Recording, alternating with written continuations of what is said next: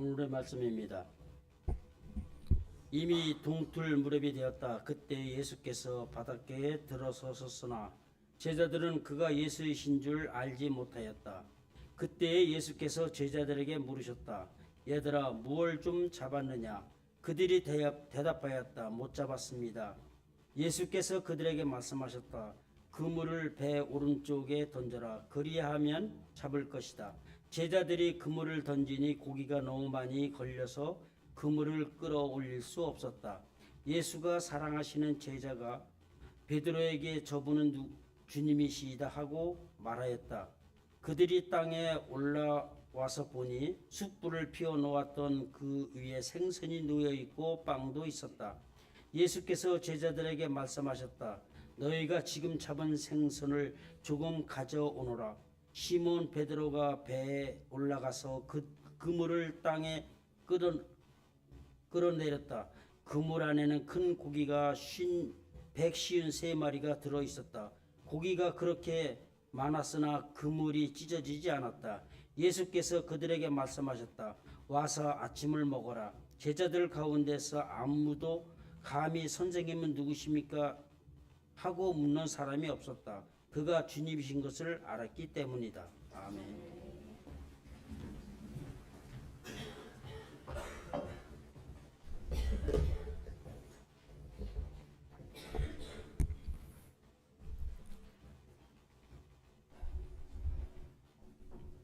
부활하신 예수님의 평안과 은총을 빕니다.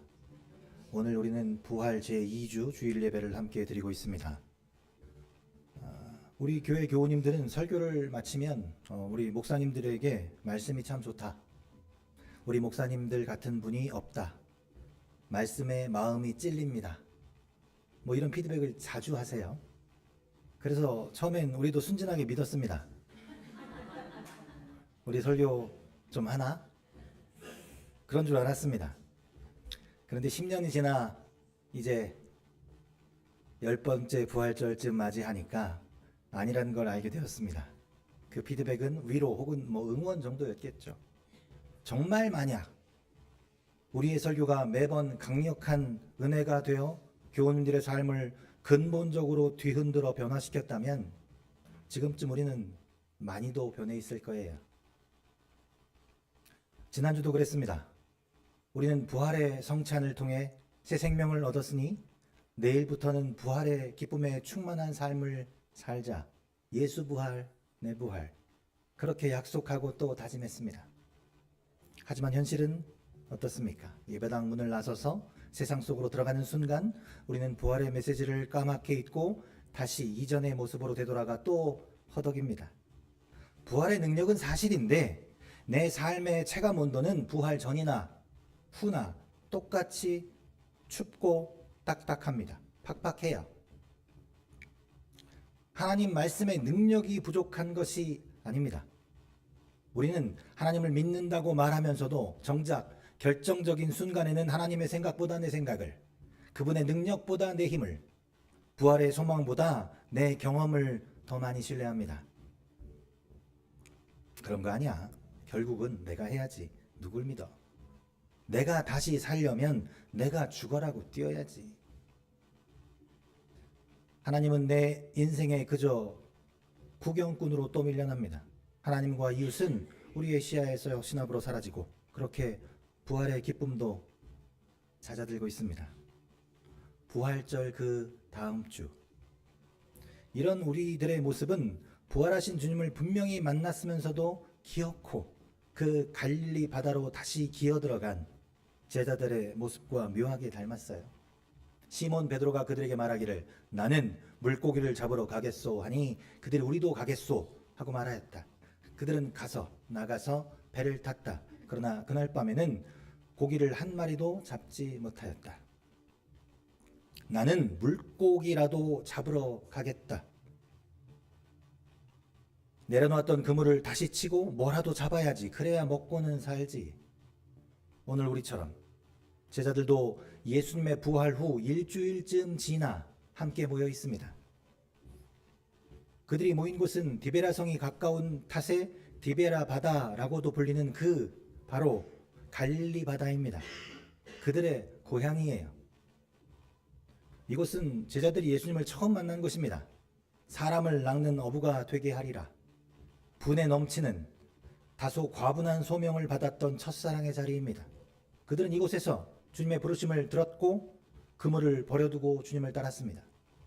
그런데 제자들은 사람 낚는 어부로 소명받은 그곳에서 다시 배를 타고 물고기를 잡고 있습니다. 오늘 그들이 서 있는 갈릴리는 더 이상 소명의 자리가 아닙니다. 다시 원점이에요. 예수를 따른 지 3년이 지났지만 달라진 것 하나 없는 과거, 그 똑같은 자리에서 똑같은 그물질입니다.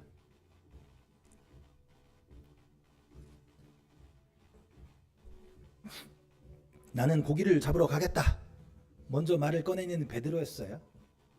그는 지난 일주일 내내 단 하루도 온전히 잠들지 못했습니다.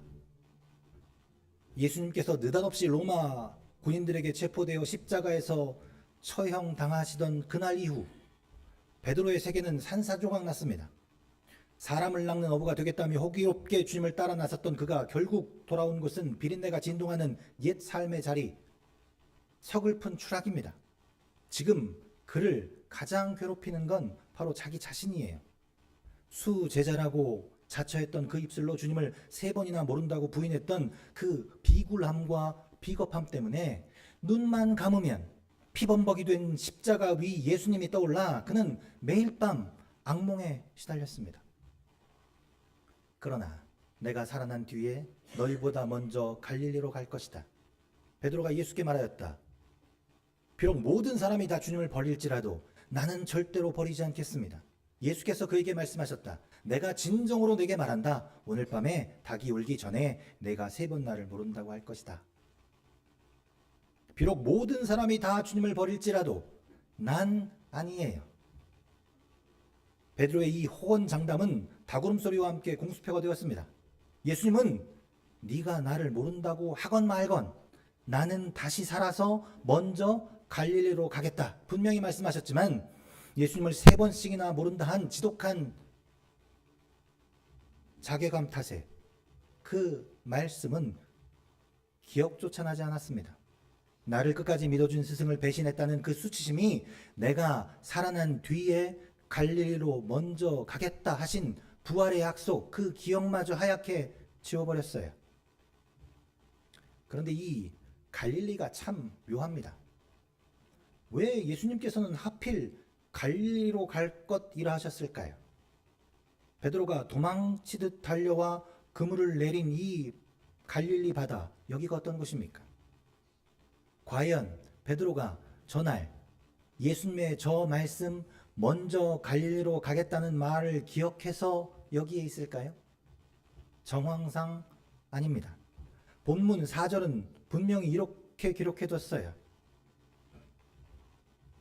이미 동틀 무렵이 되었다. 그때 예수께서 바닷가에 들어서셨으나 제자들은 그가 예수이신 줄을 알지 못하였다. 예수를 기다렸다면 단박에 알아봤겠죠.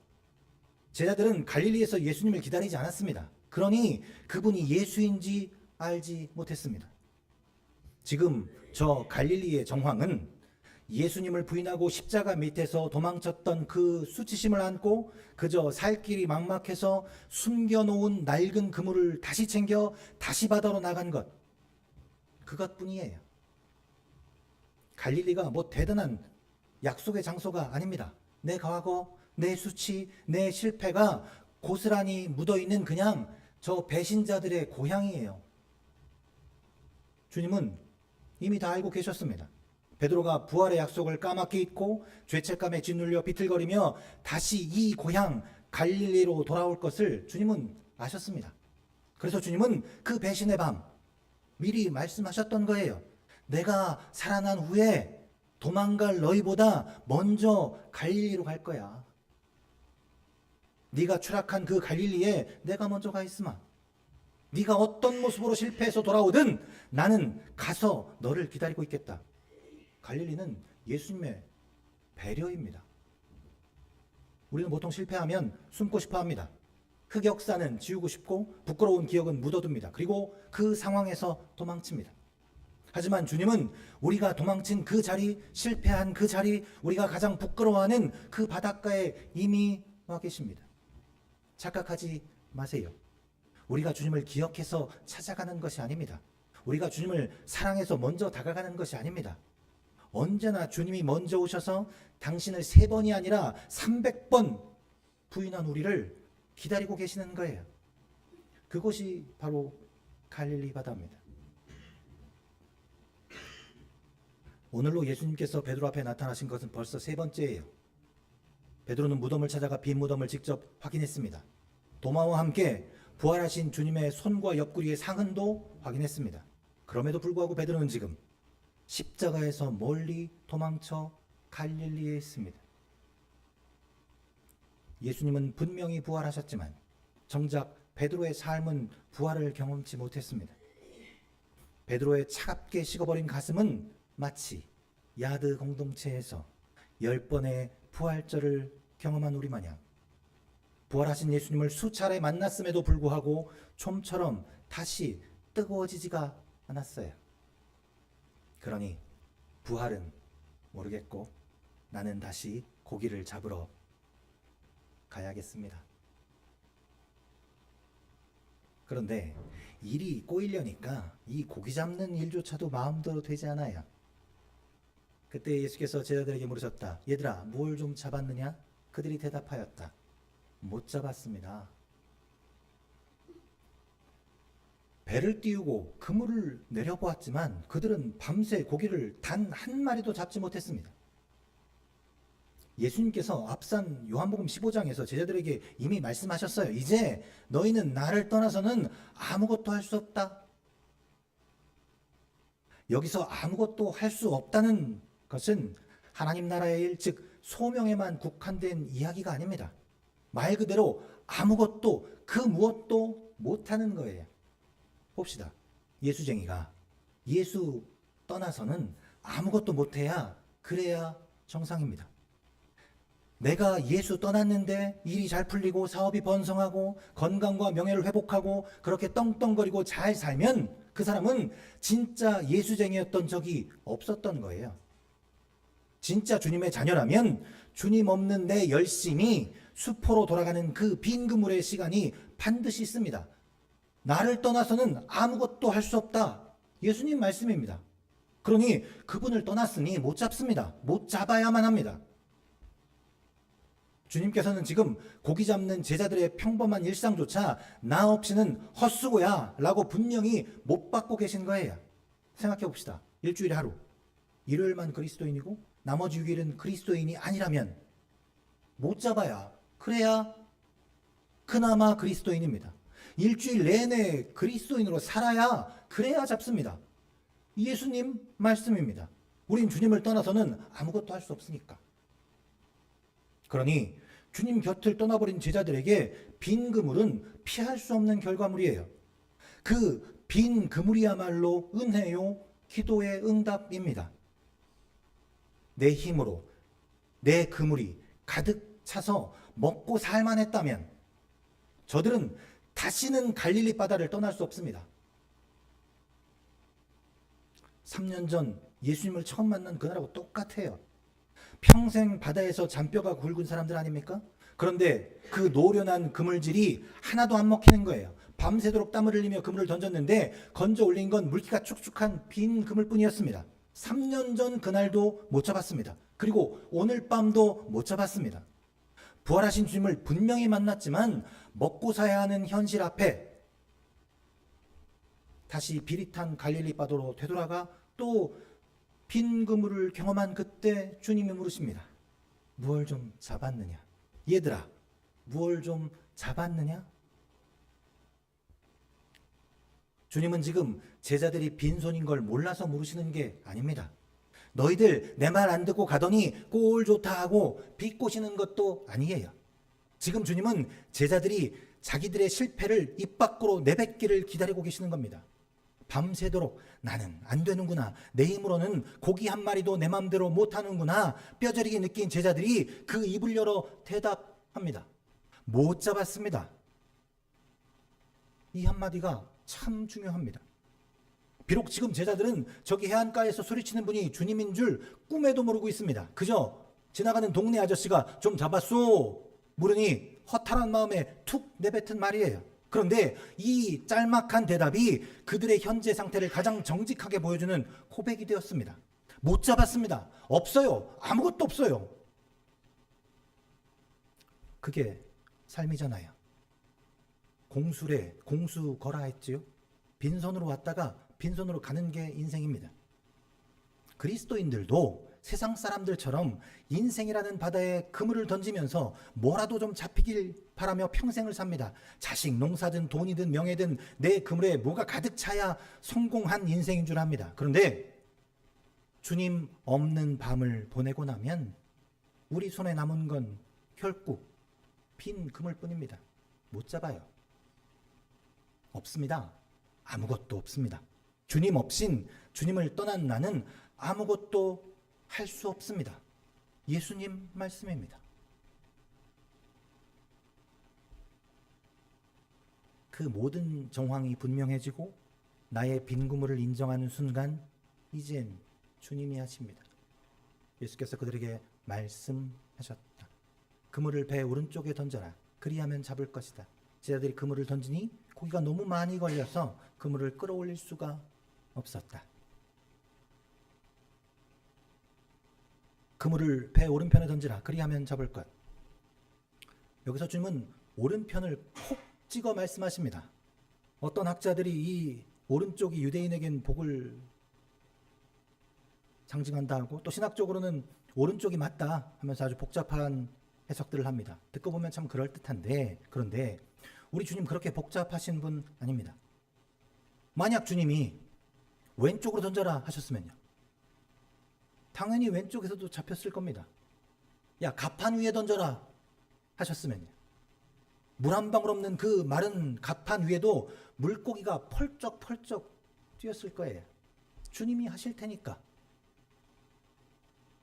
이 말씀이 더 깊게 다가오는 이유가 있습니다. 3년 전 주님이 처음 이 갈릴리 바다에서 제자들을 부르실 때를 기억하십니까? 그때 어느 쪽으로 그물을 던지라 하셨습니까? 오른쪽입니까? 왼쪽입니까? 이 넌센스 퀴즈 강하시네요. 그죠? 방향을 정해주지 않았어요. 깊은 데 던지라 하셨습니다. 깊은 데. 3년 전 예수님과 베드로의 대화는 이랬을 거예요. 주님, 여기 깊은 데는 고기가 없어요. 제가 이 바다에서 잔뼈가 굵었는데 깊은 곳은 던져봐야 허탕입니다. 그래? 베드로, 네가 허탕이라고 생각하는 그곳에서 내가 허탕이 아니라 만땅을 보여주마. 그날 밤 그들이 허탕이라던 그곳에서 그물이 찢어질 듯 고기를 잡았습니다. 그런데 3년이 지난 지금 상황이 좀 달라요. 오늘 주님은 이제 깊은 데로 가라는 말씀 대신 오른쪽이라는 아주 구체적이고 사소한 순종을 요구합니다. 이 오른쪽은 단순히 방위가 아닙니다. 베드로의 경험상 잘 나오는 곳, 잘 안 나오는 곳도 아니에요. 그냥 사소한 순종입니다. 이게 부활신앙의 전부입니다. 오른쪽이냐 왼쪽이냐가 중요한 게 아니에요. 뭐 내가 A를 선택하면 잘 되고 B를 선택하면 잘못되는 것 아닙니다. A든 B든 관계없어요. 어느 대학이 문제가 아니에요. 어느 직장이 문제가 아닙니다. 어떤 배우자가 문제가 아니에요. 선택의 문제가 아니라 선택한 그곳에서 말씀에 순종하느냐 마느냐의 문제예요. 아유, 내가 그때 미쳤지. 이걸 선택해서 그때로 되돌아갈 수만 있다면. 아니에요. 아닙니다. 그 자세로 그때로 되돌아가 봐야 뭘 혹은 누굴 선택하든 결과는 마찬가지입니다. 우리에게 필요한 것은 말씀을 향한 사소한 순종이에요. 부활하신 주님의 말씀은 깊은 곳, 그것처럼 더 이상 어렵지 않아요. 심플해요. 깊은 데로 가서 그물을 던져라는 이해할 수 없는 말이 아닙니다. 힘들지 않습니다. 이제 힘든 것은 예수님 십자가의 보혈로 다 해결됐으니까, 그분이 죽고 삶으로 모든 것이 해결됐어요. 제자된 우리에게 필요한 것은 이제 사소한 순종이에요. 십자가와 부활을 경험했다면 조금만 더 사랑해, 조금만 더 용서해, 지금보다 조금만 더, 오른쪽, 왼쪽. 그리스도인으로 지금보다 조금만 더 그리스도인답게 살아. 우리에게 주님께서 뭐 지금 성자의 삶을 요구하시는 게 아닙니다. 단지 그 오른쪽과 왼쪽을 고민하지 말고 그저 던지라는 말씀에 순종해서 던져라. 그리하면 잡을 것. 내 뜻이 아니라, 내 공로가 아니라 주님의 말씀 앞에 그물을 내리는 그 그리하면의 삶이 부활신앙입니다. 십자가에 죽은 주님이 살아났어요. 죽은 사람이 살아났습니다. 이제 우리 그리스도인에게 불가능은 없는 거예요. 그냥 그리하면 잡는 겁니다. 그리합시다. 아시는 것처럼 결과는 놀라웠죠? 그물이 찢어질 듯한 고기가 걸려듭니다. 이때 눈치 빠른 요한이 외칩니다. 주님이시다. 그 소리에 베드로는 체면도 잊은 채 바다로 뛰어들죠. 그렇게 땅 위에 올라와 보니 주님이 숯불을 피워놓으셨습니다. 그들이 땅에 올라와서 보니 숯불을 피워놓았는데 그 위에 생선이 놓여있고 빵도 있었다. 예수께서 제자들에게 말씀하셨다. 너희가 지금 잡은 생선을 조금 가져오너라. 숯불 위에 생선이 이미 놓여있고 빵도 있습니다. 주님은 제자들이 땀 흘려 잡은 그 고기를 조금 가져오라 하십니다. 지금 잡은 생선을 조금만 가져와라. 여기 참 묘한 장면이 있습니다. 주님은 이미 숯불 위에 생선을 굽고 계셨어요. 주님이 다 차려 놓으셨습니다. 그런데 굳이 제자들에게 조금 가져오라 하시죠? 밤새 땀 흘려 잡은 것도 아니에요. 그냥 당신이 오른쪽 해서 잡은 그 물고기를 조금 가져오라 하십니다. 왜일까요? 주님은 부족한 분이 아니에요. 이미 숯불 위의 생선만으로도 충분합니다. 그런데 굳이 제자들의 아주 조금의 수고를 그 밥상 위에 올리기를 원하세요. 이것은 주님의 식탁에 제자들의 수고를 동참시키고 싶어 하시는 주님의 배려입니다. 주님은 제자들의 가장 부끄러운 현재를 당신의 가장 영광스러운 식탁의 일부로 인정해주고 싶은 거예요. 다 너희가 한 거야.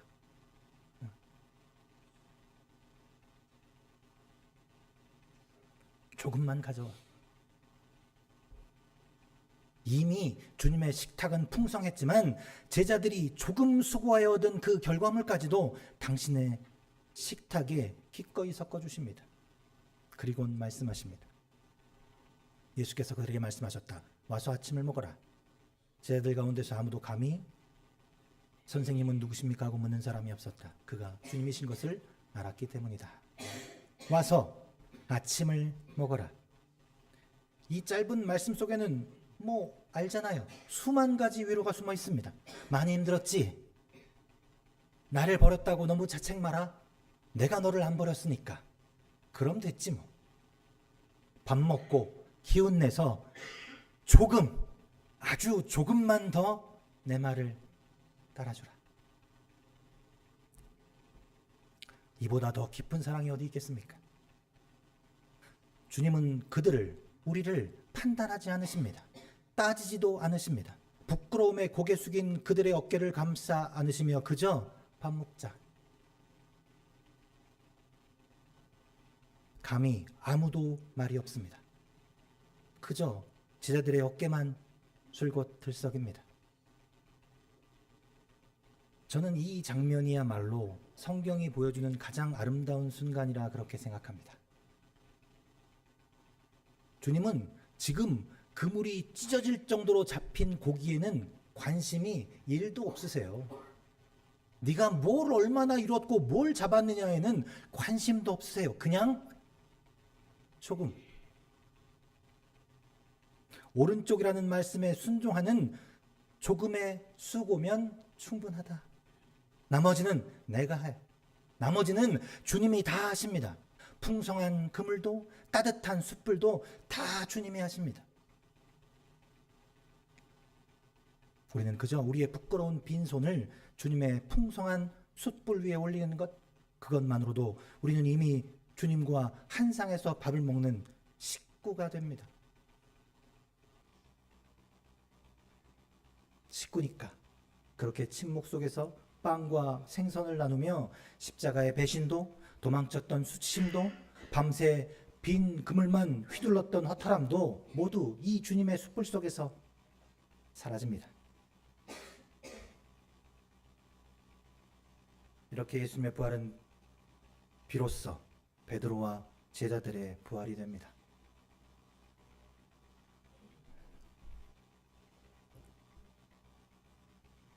오늘 학생부 친구들이 옥상에서 숯불을 피운답니다.